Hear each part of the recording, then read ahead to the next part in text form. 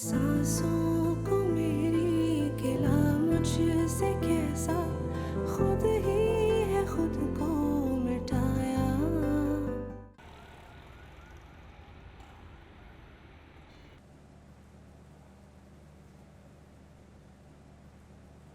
यार तुम कल ऑफिस नहीं आए थे। अम्मी की तबीयत कुछ ठीक नहीं थी यार। ओह, अब कैसी तबीयत है उनकी? बेहतर है। अच्छा, तुम्हें पता चला वेदा की अम्मी का इंतकाल हो गया? व्हाट? हाँ, मैं सही कह रहा हूँ।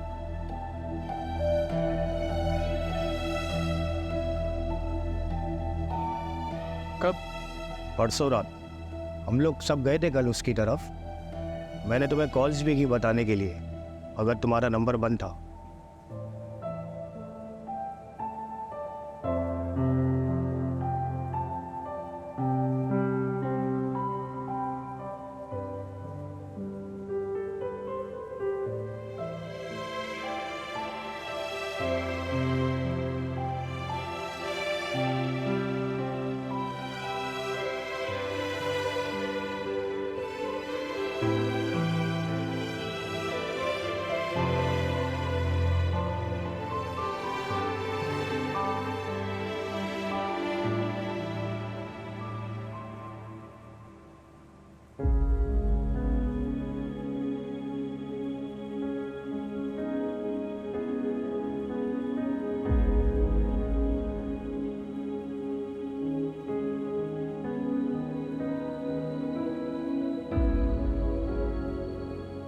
ये फातिमा कब तक आएंगे? पता नहीं, अभी फ़ोन करके पूछते हैं ना। एक बात बताऊँ आपकी, कहा फातिमा का रवैया कुछ अजीब सा नहीं। उस दिन हॉस्पिटल से भी घर चले गए, कल भी नहीं रुके। गैरों की तो समझ आती है आप ही, फातिमा ही तो हमारे अपने हैं ना। आशी ऐसी की बात नहीं है, उन्हें अपनी अम्मी की वजह से जाना पड़ा, क्योंकि अम्मी को की उनकी ज़रूरत है। उनको किसके पास छोड़ेंगे? इससे तो अच्छे दाइन भाई हैं। उस दिन हॉस्पिटल में जब तक आप आई नहीं थी, वो मेरे साथ साथ थे। इनफैक्ट के एडमिशन का बिल भी उन्होंने भरा था। मेरे पास तो पैसे नहीं थे ना। कितनी पेमेंट की? ये नहीं पता मुझे, मैं अम्मी के साथ था। कल भी वो नहीं है, वरना मैं पूछ लेता। आप उनको कॉल कर लेना, शायद उनको पता नहीं है, वरना वो ज़रूर आते।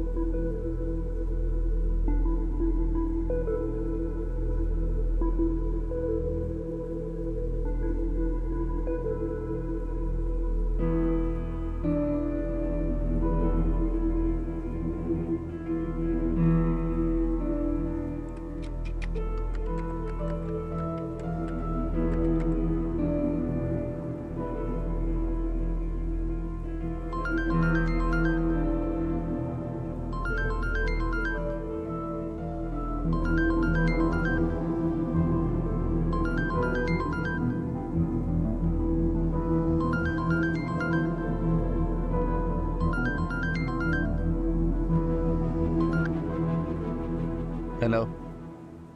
आपका फ़ोन क्यों बंद जा रहा है? मैं इतनी देर से कॉल कर रही हूँ आपको।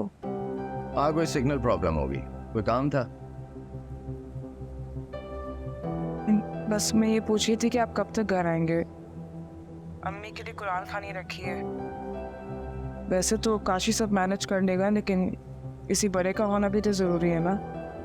मैं ऑफिस में आज कुछ बिजी हूँ। आप ऑफिस में? हाँ, वो एक अर्जेंट मीटिंग के लिए कॉल आ गई थी। मैंने बताया था कि घर में डेथ हो गया, but you know how this people are. Anyways, जैसे फ्री होऊंगा आ जाऊंगा, तब तक काशी सब कुछ देख लेगा, इतना भी बच्चा नहीं है वो। ओके, खुदा हाफिज।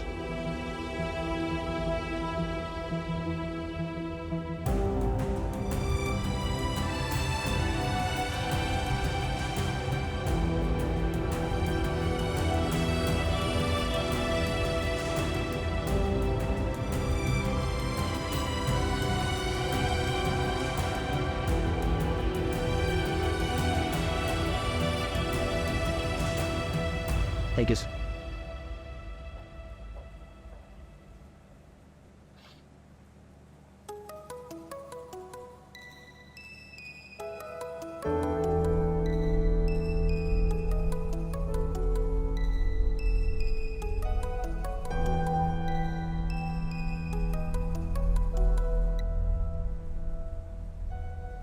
अस्सलाम वालेकुम भाई।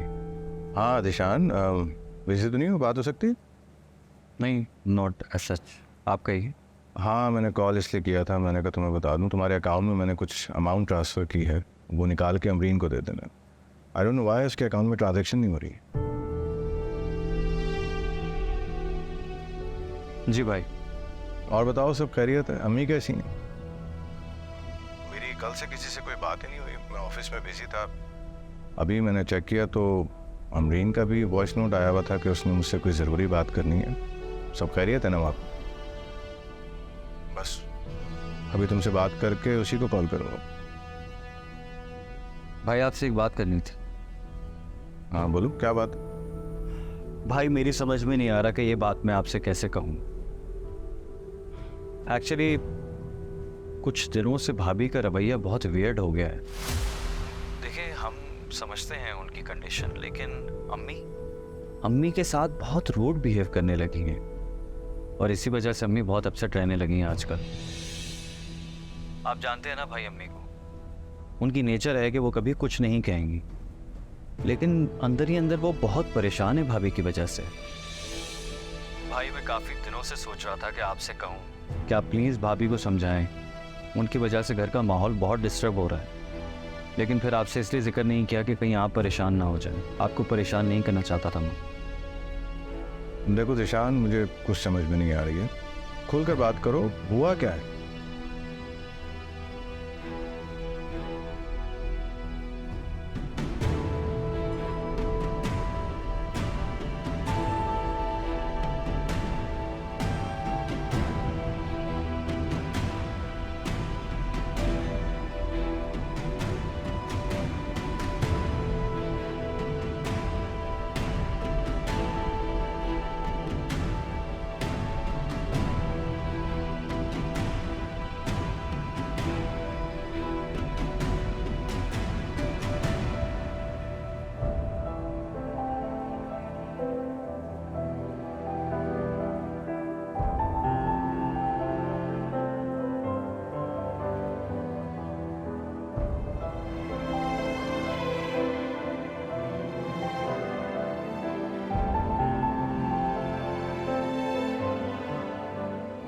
आंटी के इंतकाल का सुन के बहुत अफसोस हुआ। मुझे मालूम नहीं था, वरना मैं उनके जनाजे में ज़रूर शिरकत करता।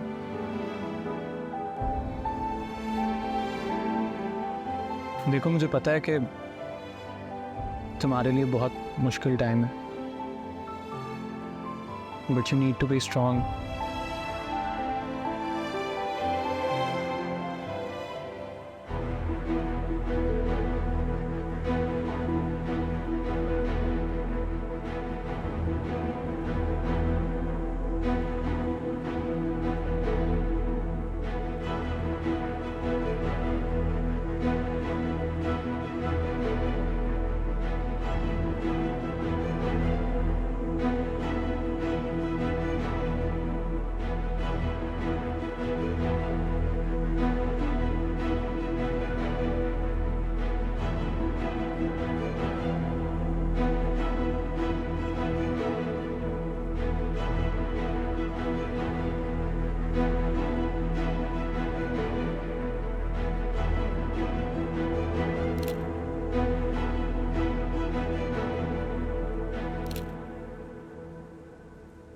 काशी बता रहा था कि अम्मी को हॉस्पिटल में एडमिट कराते वक्त पेमेंट की थी तुमने।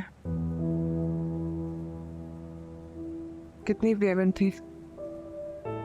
It's okay, I don't need it. तुम्हें नीड हो या ना हो, लेकिन मुझे लौटाने। मिता प्लीज़, कोई इतनी बड़ी बात नहीं है, मैं इतना तो कर ही सकता हूँ ना तुम्हारे लिए। हमारे दरमियान इतना ताल्लुक तो है।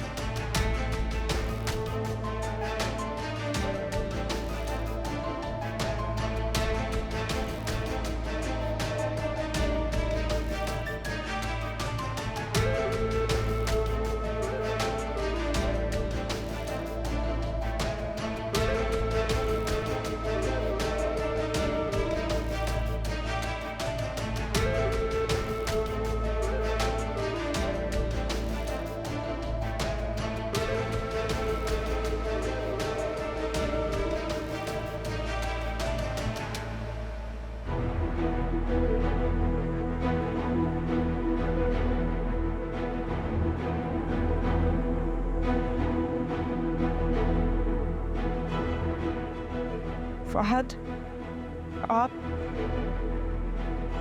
ये दायम है। जानता हूँ हम हॉस्पिटल में मिल चुके हैं।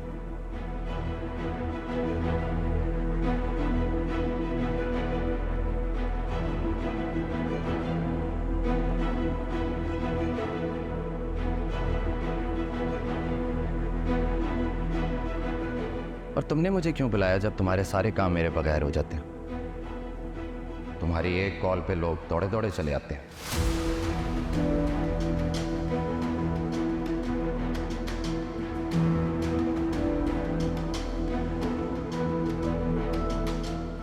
नहीं फहद, आप गलत समझ रहे हैं। ये तो सिर्फ अम्मी की ताज़ियत के लिए आए हैं। ताज़ियत के लिए आए हैं या पुराने ताल्लुकात बहाल करने?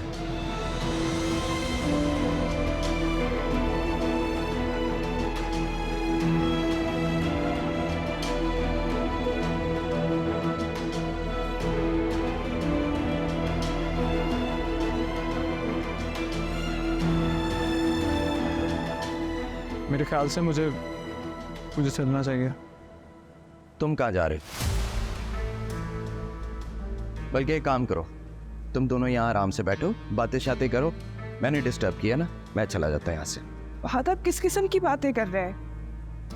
महियत वाला घर है ये, किसी का तो सोचें आप। मुझे ख्याल करना चाहिए, ख्याल तुम्हें करना चाहिए।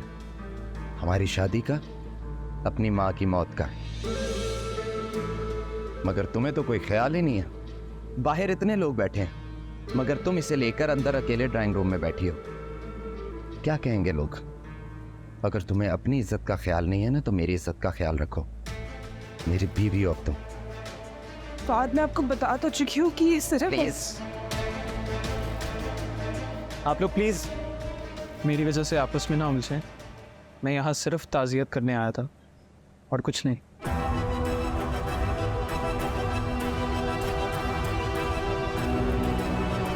चलता हूँ, खुदा हाफिज़।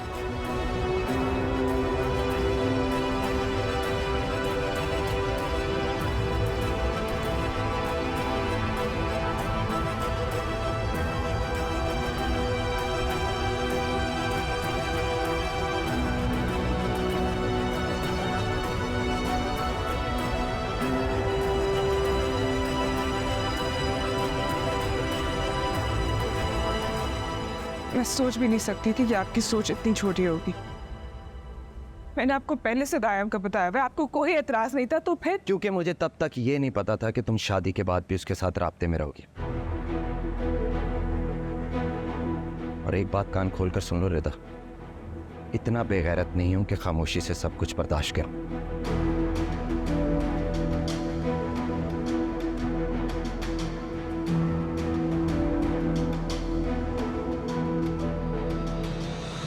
सांसों को मेरी गिला मुझसे कैसा, खुद ही है खुद को मिटाया।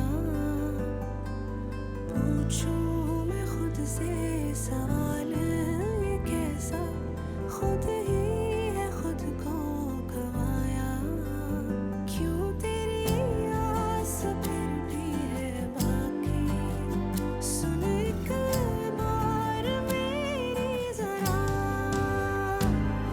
मैं हारी, मैं इश्क में हारी।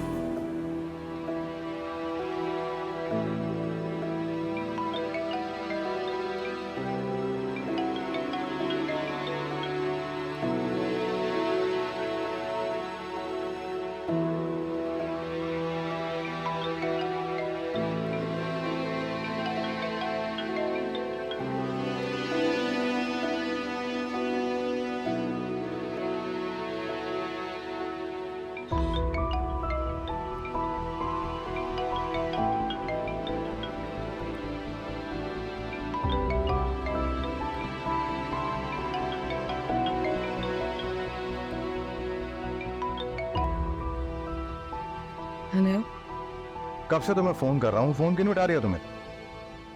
वो मैं सोई हुई थी, मुझे पता नहीं चला। तुम इतनी गहरी नींद कब से सोना शुरू हो गई कि मेरी कॉल्स पे भी आंख नहीं खुल रही तुम्हारी? क्या हो गया इरफान? सब खैरियत है ना? आप ऐसे क्यों बात कर रहे हैं मेरे साथ? जो कुछ तुम घर पे करके गई हो, तुम क्या चाहती हो मैं किस तरीके से बात करूं तुमसे? तुम अच्छी तरह से जानती हो कि अम्मी की मेरी जिंदगी में क्या अहमियत है। उसके बावजूद तुमने अपने घर वालों के साथ मिलकर उनसे बदतमीजी की। कैसे कर सकती हो तुम ये? मुझे तो तुम पे बहुत मान था कि कुछ भी हो जाए तुम बदतमीजी नहीं कर सकती। अफसोस हो रहा है मुझे। ये आप क्या कह रहे हैं अफान? ऐसा कुछ भी नहीं हुआ। अगर ऐसी बात नहीं है तो मुझे एक बात बताओ, तुम इस वक्त मायके में क्या कर रही हो? जबकि मैंने तुमसे कहा था कि तुम कहीं नहीं जाओगी, अम्मी के पास रहोगी, वो भी मुझे बताए बगैर गई हो तुम। मेरी कहीं भी बात की कोई अहमियत नहीं है तुम्हारी नजर में? अफान मेरी बात सुने, ऐसी कोई बात नहीं हुई है, बल्कि आपके साथ गलत बयानी की गई है। मैंने आपकी अम्मी के साथ कोई बदतमीजी नहीं की है, बल्कि वहाँ पर मेरी अम्मी और अली के साथ बदसलूकी की गई है। स्टॉप इट अमरीन, अपनी गलती छुपाने के लिए मेरी फैमिली पर इल्जाम मत लगाओ तुम। निशान ने ठीक कहा था मुझसे, तुम वाकई में बदल गई। अफान मेरी बात सुने। मुझे तुम्हारी कोई बात नहीं सुननी है।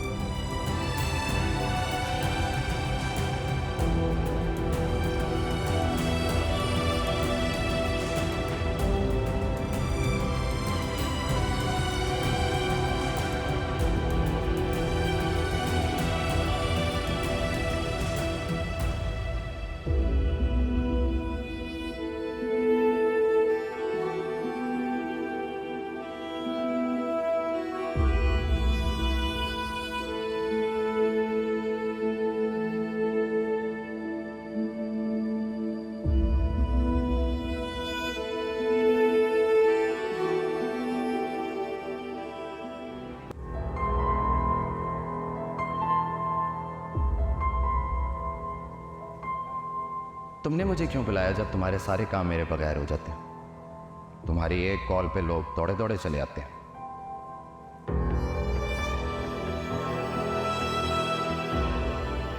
बात आप गलत समझ रहे हैं। ये तो सिर्फ अम्मी की ताज़ियत के लिए आए हैं। ताज़ियत के लिए आए हैं या पुराने ताल्लुकात बहाल करने?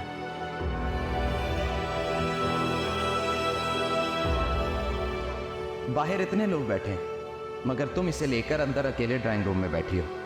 क्या कहेंगे लोग? अगर तुम्हें अपनी इज्जत का ख्याल नहीं है ना, तो मेरी इज्जत का ख्याल रखो। मेरी बीवी हो अब तुम।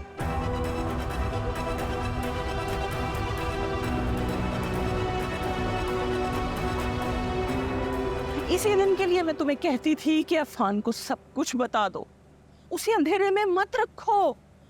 देखा अब क्या नतीजा निकला। मुझे पहले से पता था यही होगा। इस मर्द की परेशानी के ख्याल से औरत चुपचाप सारी अज़ियतें बर्दाश्त कर लेती है। वही मर्द एक लम्हा लगाता है उस औरत को दो कौड़ी का करने में। मुझे यकीन नहीं आ रहा अम्मी कि अफान मेरे साथ इस तरह से बात कर सकते। वो तो बहुत ही नर्म और धीमे मिजाज के इंसान है, दूसरे मर्दों जैसे बिल्कुल भी नहीं है। मर्द सारे एक जैसे होते, जहां बात उनकी माँ बहन पे आती है ना, वहां सारी अकल, सारी दलीलें, सब कुछ बेकार होके रह जाता है। नजर आती हैं तो सिर्फ अपने घर वालों की परेशानियां। अम्मी प्लीज, आप ही पहले इतनी परेशान हैं और आप ऐसी बातें करके उन्हें और अपसेट कर रही हैं। और आप प्लीज रोना बंद करें। मैं अफान भाई से बात करता हूँ। आई एम श्योर कि वो मेरी बात जरूर समझेंगे। कोई फायदा नहीं है। जब उन्हें मेरी बात पर एतबार नहीं है तो तुम्हारी बात पर वो क्या एतबार करेंगे? वो इस वक्त कुछ भी समझने के मूड में नहीं है, बल्कि वो उल्टा खफा हो जाएंगे कि मैंने तुम्हें कह के कॉल करवाई है। ये ना सब शाज़मा का किया धर है। उसी ने जिशान से कॉल करवाई है अफान को। खुदा की मार पड़े उस लड़की पर। मेरे तो दिल से बद्दुआ निकलती है उसके लिए। बड़ा गरक हो उसका। ऐसे लोगों का कुछ नहीं बिगड़ता अम्मी। लोग इन्हीं लोगों के चिकनी चुपड़ी बातों पर भरोसा करते हैं और मारे हम जैसे लोग जाते हैं। कुछ नहीं होगा आप ही, आप प्लीज टेंशन मत लें। अफान भाई ने ये सब बातें आपसे गुस्से में कही हैं। एंड आई एम श्योर कि जब वो ठंडे मिजाज से सोचेंगे ना, तो उन्हें आपकी बात बिल्कुल समझ में आएगी। आप प्लीज तसल्ली रखें। अल्लाह करे ऐसे ही हो। अच्छा तुम रोना तो बंद करो। क्या हो गया? क्या करूं? सब ठीक हो जाएगा, तुम मत परेशान हो।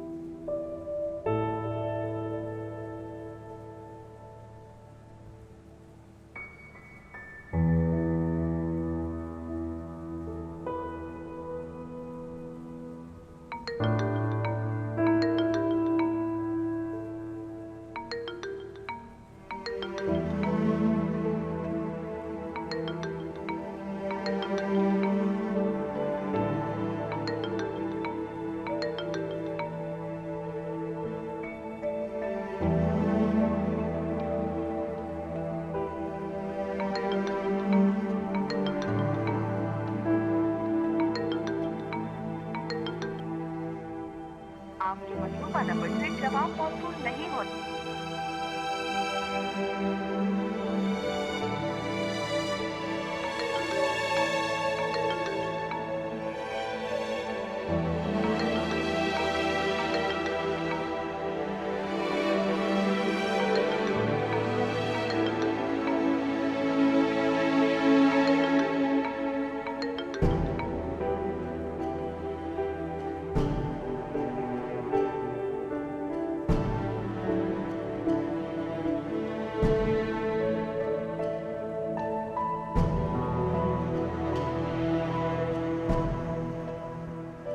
अफान, प्लीज मेरा फोन पिक करें, एक बार मुझसे बात तो करें।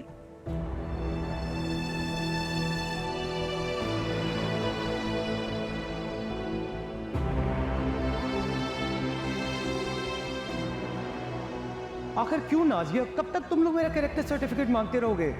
अगर भरोसा नहीं था तो शादी क्यों की थी मुझसे?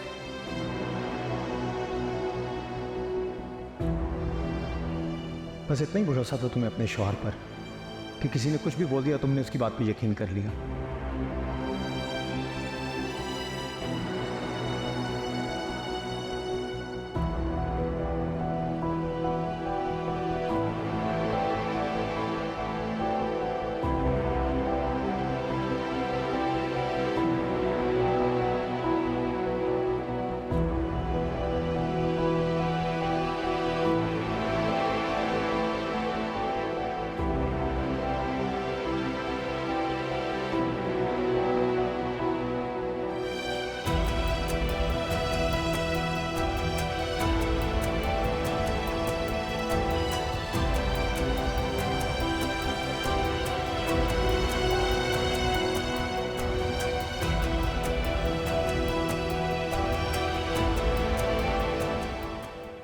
मुझे मेरी सफाई में कुछ कहने का मौका तो दे।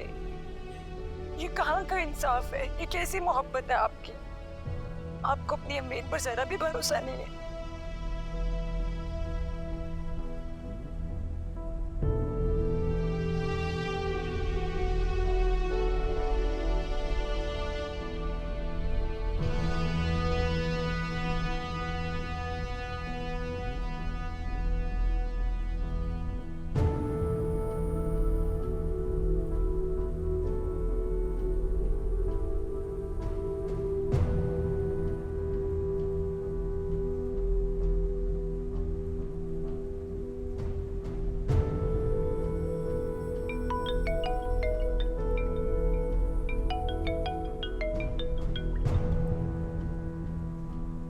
हेलो,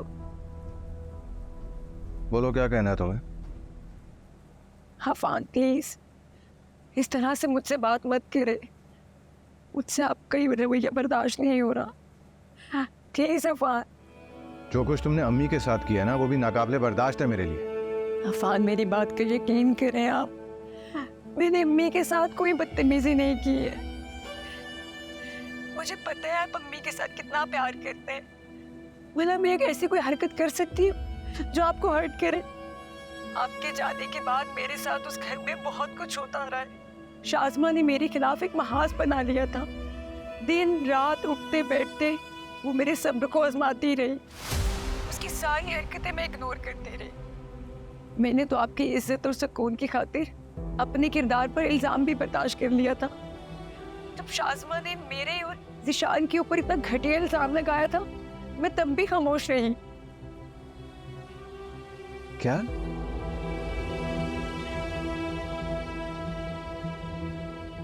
इतनी बड़ी बात हो गई और तुमने मुझे बताया तक नहीं? क्योंकि मैं आपको परेशान नहीं करना चाहती थी अफान, और ना ही उस घर का सुकून बर्बाद करना चाहती थी। लेकिन जब बात मेरे बच्चे पर आई तब मैं खामोश नहीं रह सकी। शाज़मा की हसरत और जलन की आग मेरे साथ साथ हमारे बच्चे को अपनी लपेट में ले रही थी। मैं नहीं चाहती थी कि इससे कोई नुकसान पहुंचे, इसलिए मैं उस घर से चली आई। सिर्फ यही कसूर है मेरा और इसी की सजा मिल रही है मुझे। ये क्या कह रही हो तुम? मैं सच कह रही हूँ अफान कि जाने के बाद मैंने बहुत कुछ बर्दाश्त किया। शाज़मा ने बहुत गलत किए मेरे साथ, बहुत गलत।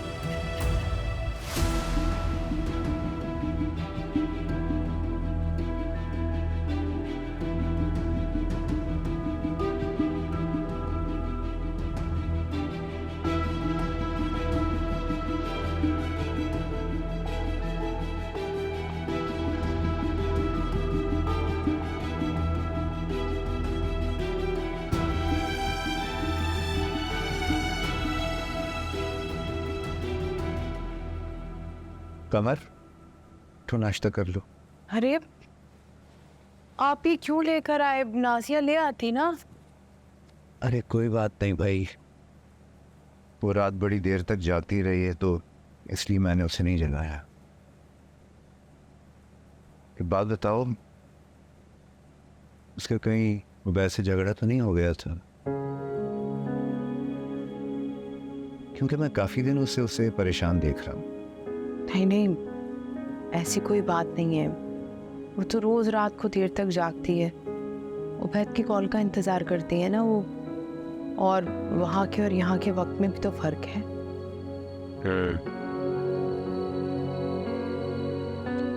बस अल्लाह करे कि जल्द से जल्द नाजिया का वीज़ा आए और वो रुखसत होकर अपने शौहर के पास चली जाए। ये जो निकाह के बाद का टाइम होता है ना, ये बड़ा नाजुक होता है। किसी को कोई भी बात बुरी लग सकती है और खुदा न खास्ता मामला बिगड़ सकता है।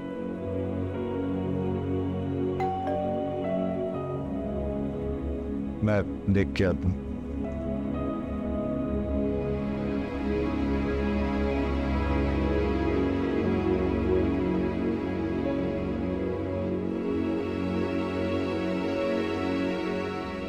सॉरी अम्मी, आज देर हो। सॉरी। कोई बात नहीं, रख तो यहीं पे। आ जाओ मेरे साथ नाश्ता करो। नहीं अम्मी, मैं बाद में करूँगी। नासिया, उबैद की कॉल आई, बात हुई तुम्हारी?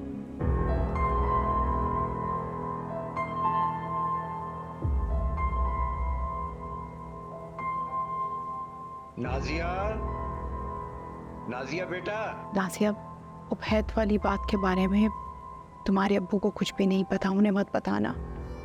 वो पहले शाज़मा से बहुत नाराज़ हैं और नाराज़ हो जाएंगी, और कहीं वो गुस्से में उसकी ससुराल ही ना चले जाए। वहाँ पर बहुत तमाशा होगा और आप बहुत परेशान हो जाएंगी। अच्छा, और जो मेरी ज़िंदगी का तमाशा बना रही है वो नहीं नज़र आता आपको? उसकी कोई परवाह नहीं है ना? ऐसा नहीं है मेरी। नाजिया, नाजिया, मैं कब से आवाज़ें दे रहा हूँ, सुनाई नहीं दे रहा? तुम्हारा फ़ोन बज रहा कब से, लाउंज में पड़ा हुआ। उबैद की कॉल। हेलो जी, कैसे आप? क्या? कब?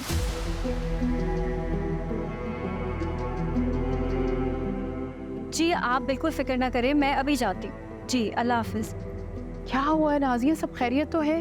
अम्मी, नायला आपे का एक्सीडेंट हो गया है। वो हॉस्पिटल में अकेली हैं। उनके हस्बैंड भी काम के सिलसिले में बाहर गए हुए हैं, कहीं आउट ऑफ सिटी शायद। मुझे अम्मी फ़ौरन निकलना होगा। मैं ना दाइम को उठाती हूँ। दाइम, दाइम। अल्लाह खैर करे।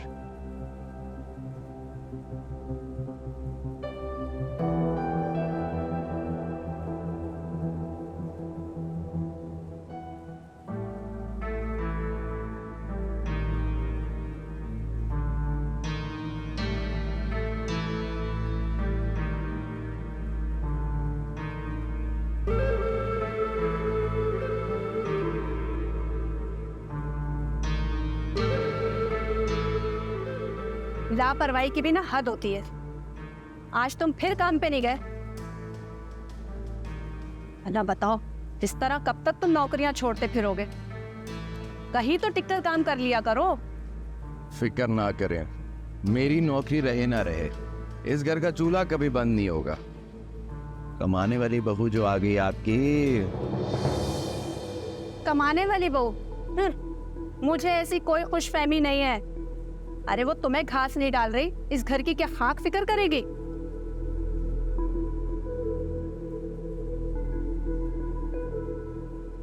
लो भला बताओ, 4 दिन हो गए उसको मैके में जाके बैठी हुई है। मरने वाली तो मर गई ना। अब आखिर घर को देखे, घरदारी संभाले। भाई ससुराल है उसका, नई नई शादी हुई है, शौहर है, उसको तो कोई ख्याल ही नहीं है। आ जाइए। नहीं आएगी, लिख कर रख लो मेरी ये बात, जब तक तुम उसे लेने नहीं जाओगे। अरे उसे तो मजे लग गए मैके में रहने के। मैं तुम्हें बता रही हूँ, अगर बीवी को काबू रखना है ना तो उसे अभी से कंट्रोल करो, वरना भूल जाओ कि वो इस घर की कोई जिम्मेदारी उठाएगी। वैसे भी वो मिन मिन करके दबके रहने वाली लड़की नहीं है। अगर तुम ऐसे ही उसको ढील देते रहे ना तो 1 रुपया भी तुम्हारे हाथ पे नहीं रखेगी। लिख के रख लो मेरी ये बात। कैसे नहीं रखेंगे? औरत बाहर जितनी मर्जी तुरम खाओ, घर बचाने के लिए उससे शौहर के आगे भीगी बिल्ली बनना ही पड़ता। अरे शौहर रोब में रखेगा तो दबेगी ना। तुमने तो खुली छुट्टी दे रखी है उसे। जाओ जाकर उसे लेकर आओ। मेरी बूढ़ी हड्डियों में अब इतनी जान नहीं है कि मैं तुम्हारी खिदमतें करती फिरूं।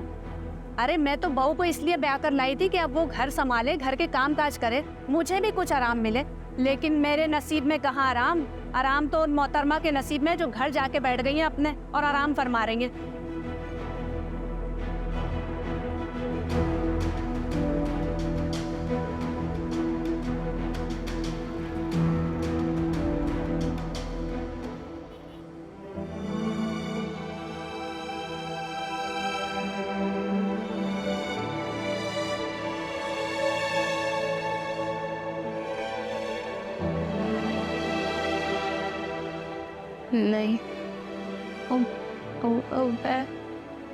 नहीं मैं नाज़िया, आपको कुछ चाहिए आप मुझे बताइए। बस कुछ नहीं हुआ आपको, आप बिल्कुल ठीक है, ये कुछ दिन में ठीक हो जाएगा। नहीं खाना नहीं भाई, बस पहुंच रहे हैं, बल्कि उबैद भी निकल गए हैं, कल तक पहुंच जाएंगे। और आप बिल्कुल परेशान ना हो, मैं आपके साथ हूँ, आप अकेली नहीं हैं। आपको कुछ भी चाहिए आप मुझे बताइए।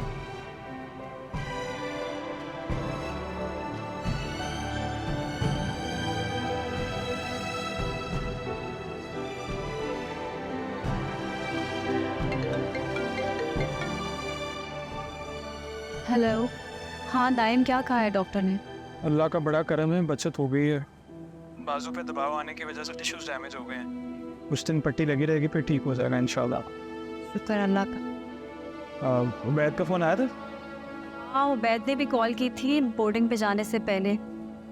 नायला आप भी कहीं पूछ रहे थे, बहुत परेशान थे वो भी। माइयों को बहनों की कितनी फ़िक्र होती है, ये मुझसे बेहतर कौन बता सकता है। हाँ हाँ हाँ, एक सेकंड, मेरी बात सुनो प्लीज़, पानी भी लेते आना। अच्छा मैं ले आता। Okay bye. जी नायला आप भी, वो बस पानी ला रहे हैं दाइम, बस 2 मिनट।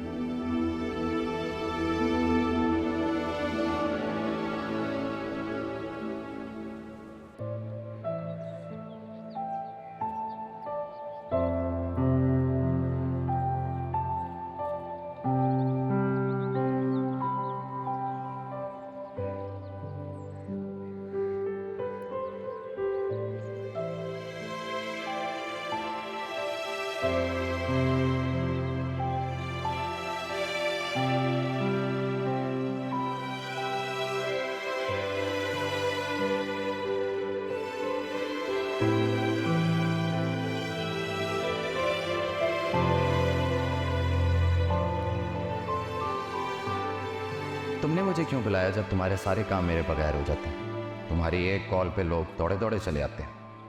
बात आप गलत समझ रहे हैं, ये तो सिर्फ अम्मी की ताज़ियत के लिए आए हैं।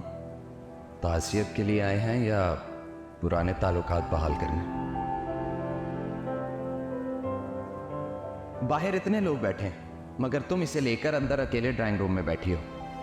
क्या कहेंगे लोग? अगर तुम्हें अपनी इज्जत का ख्याल नहीं है ना तो मेरी इज्जत का ख्याल रखो। मेरी बीवी हो तुम।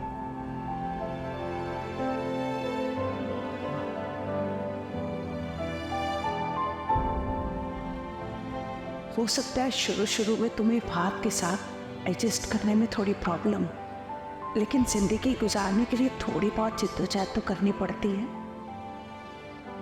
तुम देखना, इससे तुम्हारी बकाया जिंदगी बहुत सुकून और इत्मीनान से गुजरेगी, क्योंकि फहद हमेशा तुम्हारी इज्जत करेगा और वक्त के साथ साथ उसकी नज़रों में तुम्हारी कदर बढ़ेगी।